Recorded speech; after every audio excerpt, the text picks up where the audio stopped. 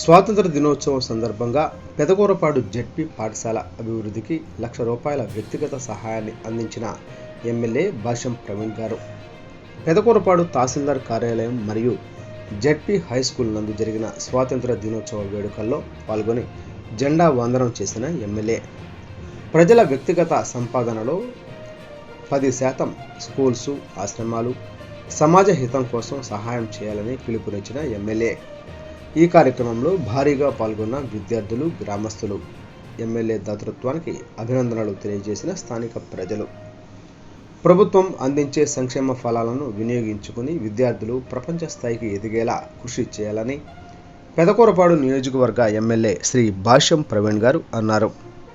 Pedakurapadu ZPH school, high స్కూల్లో ఘనంగా జరిగిన స్వాతంత్ర దినోత్సవ వేడుకల్లో ఎమ్మెల్యే భాష్యం ప్రవీణ్ గారు పాల్గొన్నారు.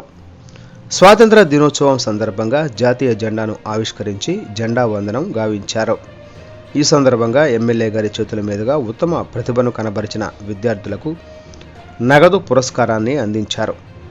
మిడ్ డే మీల్స్ ప్లేట్లను పంపిణీ చేయడంతో పాటు విద్యార్థులకు స్పోర్ట్స్ కిట్లను ఎమ్మెల్యే పంపిణీ చేశారు. ఈ కార్యక్రమంలో ఎమ్మెల్యే మాట్లాడుతూ జెడ్పీ హై స్కూల్ అభివృద్ధికి తక్షణ సాయంగా ₹1,00,000 వ్యక్తిగత సాయాన్ని అందిస్తున్నట్లు ప్రకటించారు.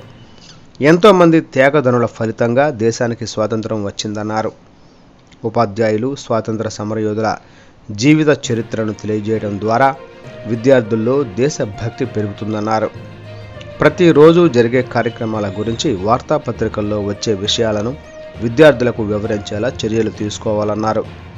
తద్వారా విద్యార్థులు చిన్నతనం నుండే సమాజాన్ని గురించి అవగాహన కలిగి ఉంటారన్నారు. స్వాతంత్ర సమరయోధుల జీవిత చరిత్రను వివరించే సినిమాలను, వీడియోలను పాఠశాలల్లో ప్రదర్శించడం ద్వారా దేశభక్తి, ఐకమత్య భావాలు పెరుగుతాయన్నారు.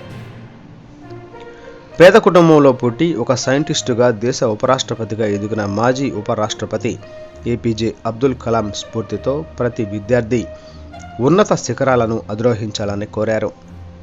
ప్రభుత్వం అందించే సంక్షేమ కార్యక్రమాలు పూర్తి స్థాయిలో విద్యార్థులకు అందేలా చర్యలు తీసుకోవాలన్నారు. ఎంఆర్ఓ కార్యాలయంలో జరిగిన స్వాతంత్ర దినోత్సవ వేడుకల్లో ఎమ్మెల్యే భాష్యం ప్రవీణ్ గారు పాల్గొని జాతీయ జెండాను ఆవిష్కరించారు. ఎంతోమంది స్వాతంత్ర సమరయోధుల త్యాగంతో దేశానికి స్వాతంత్రం వచ్చిందన్నారు. అనేక మంది మహనీయుల త్యాగాలను ప్రతి ఒక్కరూ గుర్తు చేసుకోవాల్సిన అవసరం ఉందన్నారు.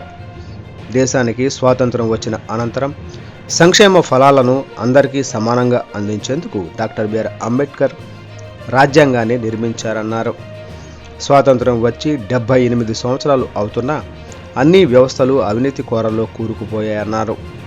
రానున్న రోజుల్లో అవినీతి రహిత వ్యవస్థలను నెలకొల్పేందుకు తన వంతు కృషి చేస్తామన్నారు.